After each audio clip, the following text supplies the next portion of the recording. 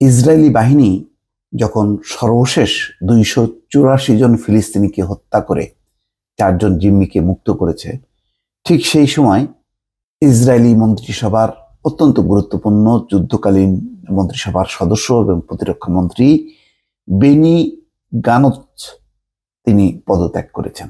তার মানে ইসরায়েলের সরকারের ভেতরে যে গোলমাল চলছে এবং তাদের মধ্যে যে দ্বন্দ্ব সংঘাত বিরোধ বেড়ে গেছে তার হচ্ছে বহিঃপ্রকাশ।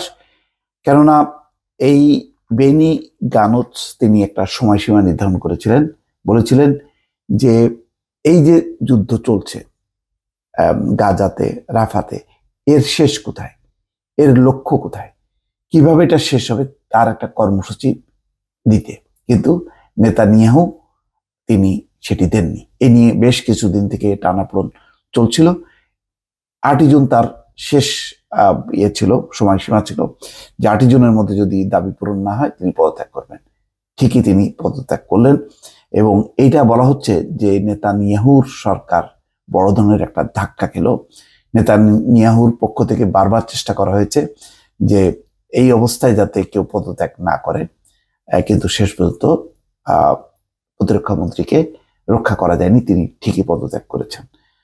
এর ফলাফল কি নিশ্চয়ই আগামী কয়েকদিনে বোঝা যাবে যে অন্যান্য মন্ত্রীরা বা ওদের যেই রাজনীতিতে বিরোধী দল নিশ্চয়ই এখন খুবই শক্তিশালী হবে এবং নেতানিয়াহুর উপর চাপ প্রয়োগ করবে, এটা বলাই বাহুল্য।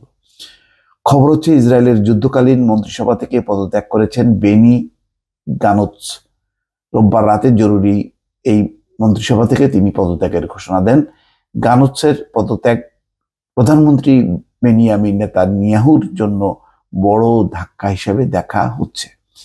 মন্ত্রিসভা থেকে সরে দাঁড়ানোর সিদ্ধান্ত কঠিন ও বেদনাদায়ক উল্লেখ করে সংবাদ সম্মেলনে গানোচ বলেন, প্রকৃত বিজয়ের দিকে এগিয়ে যেতে আমাদের বাধা দিচ্ছে নেতানিয়াহু। তার মানে সরাসরি নেতানিয়াহুকে তিনি দোষারোপ করছেন। তবে গানোচের বক্তব্যকে অনর্থক আখ্যা দিয়ে তাৎক্ষণিক নেতানিয়াহু বলেন, এই ধরনের বক্তব্য ইসরায়েলের জন্য পরাজয়ের শামিল। এর আগে পদত্যাগ না করতে গানোচের প্রতি আহ্বান জানিয়েছিলেন তিনি। দৃশ্যত নেতানিয়াহুর সঙ্গে বিরোধের জেরে যুদ্ধকালীন মন্ত্রিসভা থেকে সরে দাঁড়ালেন সাবেক এই প্রতিরক্ষা মন্ত্রী। ফিলিস্তিনের গাজায় যুদ্ধ পরবর্তী পরিকল্পনা ঘোষণা করতে 8 জুন পর্যন্ত নেতানিয়াহুকে সময় বেঁধে দিয়েছিলেন তিনি। শনিবার পদত্যাগের ঘোষণা দেওয়ার কথা ছিল গানোচের, তবে এদিন গাজায় নজিরবিহীন হামলা চালিয়ে 4 জন জিম্মিকে উদ্ধার করে ইসরায়েলের বিশেষ বাহিনী। ওই অভিযানে 284 জন ফিলিস্তিনি নিহত হন। এদিকে গানোচের পদত্যাগকে স্বাগত জানিয়েছেন বিরোধী নেতা ইয়ার লাপিদ। নেতানিয়াহুর নেতৃত্বাধীন কট্টরপন্থী সরকারকে পরিবর্তনের সময় এসেছে বলেও মন্তব্য করেন তিনি। গত 7 অক্টোবর ইসরায়েলে আকস্মিক হামলা চালায় ফিলিস্তিনের স্বাধীনতাকামী সংগঠন হামাস।